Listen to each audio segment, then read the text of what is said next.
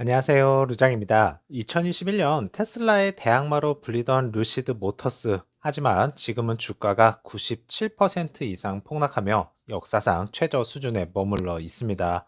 많은 분들이 힘드시다는 것 잘 알고 있고요. 저도 2030년을 바라보면서 힘들고 정말 우라통이 터져도 버티고 있는 중입니다.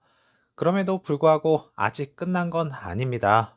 루시드의 2025년 3분기 실적 분석과 다가오는 4분기 실적이 왜 생존의 분기점이 될지를 한번 살펴보겠습니다.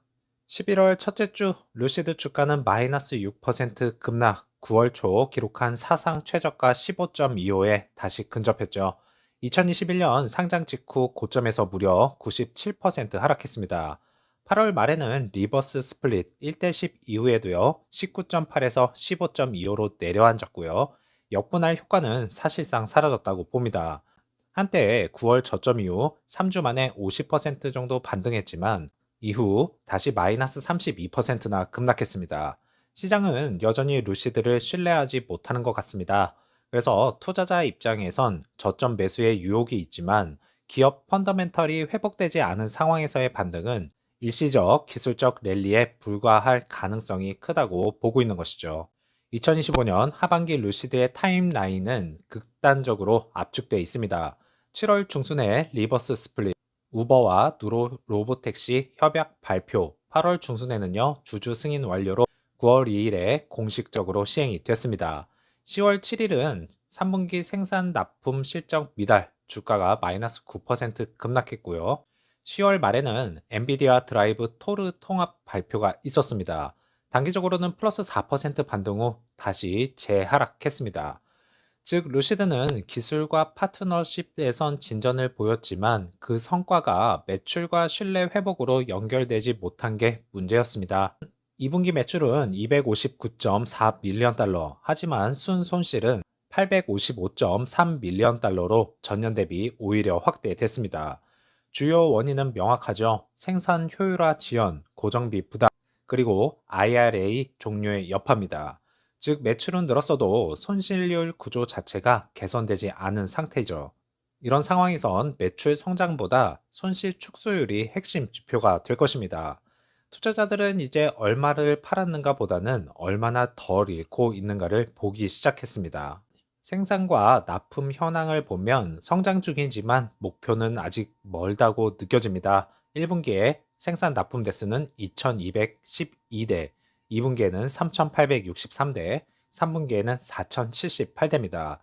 누적으로 따지면 1월부터 9월까지 1153대가 생산됐습니다.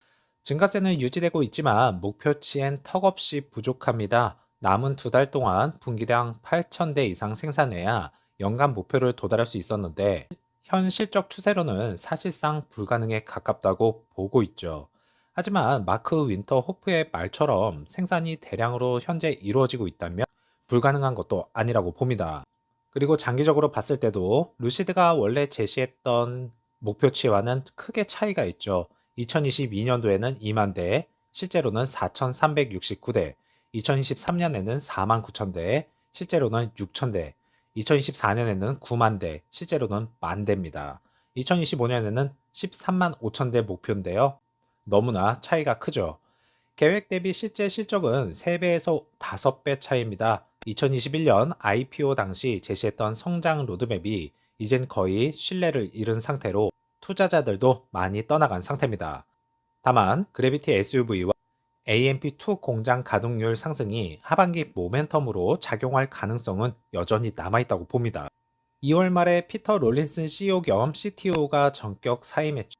루시드의 기술적 아이덴티티를 세운 인물의 퇴진은 단순한 인사 이상의 의미를 가졌었습니다.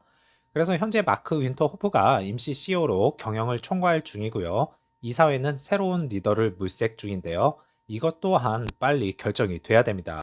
리더십 공백이 장기화되면 투자자뿐 아니라 내부 조직 문화도 흔들릴 수 있기 때문이죠. 전문가들은 이제 4분기 실적을 루시드 생존 분기점으로 보고 있습니다. 생산과 인도량 약 7,500대에서 8,000대 예상, 매출 400밀리언 달러에서 450밀리언 달러 수준입니다. 순손실은 이제 마이너스 1.8달러에서 2달러. 손실폭이 일부 축소가 예상됩니다. 4분기의 성패는 루시드 그래비티 SUV의 판매 속도 그리고 AMP2의 실제 가동률에 달려 있습니다. 만약 생산 효율화가 가시화되고 8,000대 인도에 성공만 한다면 2026년부터는 손익분기점 전환 시그널이 보일 가능성도 있습니다만 조금은 이르다고 봅니다. 반면 수요 위축과 세액 공제 종료 여파로 인도가 부진하다면 2026년 자금 조달 압박은 다시 커질 것입니다. 2021년의 영광은 사라졌지만 2025년에 루시드는 여전히 싸우고 있습니다. 그래비티의 무게는 단순한 SUV가 아닙니다. 루시드가 다시 일어설 수 있는가를 증명하는 시험대죠.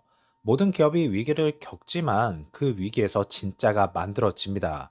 3분기 실적을 떠나서 4분기 핵심 포인트 3가지로 정리해보죠.